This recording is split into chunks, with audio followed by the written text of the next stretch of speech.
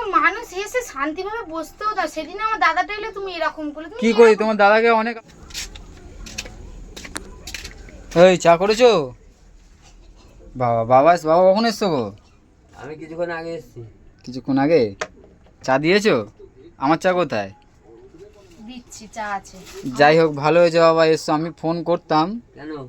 Phone করতাম বলতে কেন ফোন করার কি আছে? ফোন করার অনেক কারণ আছে। তুমি তো সচরাচর এদেরকে ফোন করো না। না ফোন করতাম কারণ যে আমি দীর্ঘদিন ধরে জ্বালায় আমি ভুগছি। রোজ আমি একটা কথা বলে যে কি গো ঘর দুয়ার পরিষ্কার করে রাখো। কি ছোটবেলা থেকে এরকম? কেন? মানে মানুষটা এসে সুস্থভাবে বসতে দেবে না নাকি? না বলো বাবা, এই যে দেখো ঘর দুয়ারের কি অবস্থা করে রাখে, শুধু ফোন ঘাটে। আমি যখনই শুধু ফোন ঘাটে, পড়ে পড়ে ফোন ঘাটে। এখন তুমি আসছো হয়তো জানতে পেরেছে, সেই জন্য ঘরটা হয়তো দেখে ঢুকে দেখছি একটু গুছানো আছে, নয়তো পুরো ভাগার। এখানে জামা কাপড়ের পুরো লাট। আর তুমি তো একটা করে নাও 10টা করে ফেলো, তার বেলা চোখে দেখতে পাও আমি না? নিই না, আমি পুরনো জামা কাপড় পরেই ঘুরি। হ্যাঁ, আমি পুরনো জামা কাপড় পরেই ঘুরি। পুরনোগুলোই তো ফেলো, তুমি থোড়াই না নতুনগুলো এখন কিছু ফেলো। দেখতে পাচ্ছি না মা, আজ কিছু দেখতে পাচ্ছি না কেন? কোথায় গেল সব? এটাও পরিষ্কার। কি বলি আজকে বলেও পাচ্ছি না কিছু। হ্যাঁ, বাবা বলে পুজোও দিই না ঘরে।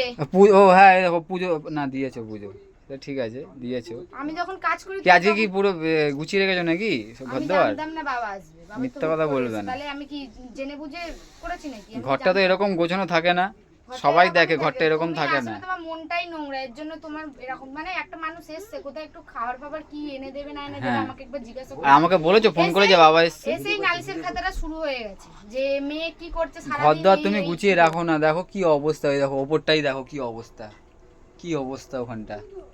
মানে ঘরে বললাম না, পাড়া থেকে একটা গেছে আপদ, এবার পাড়া থেকে এবার তোমায় তাড়াবে, তুমি হ্যাঁ। একটা আপদ, ঘরে ঢুকলে আমি শুরু করে আপদ? দাও।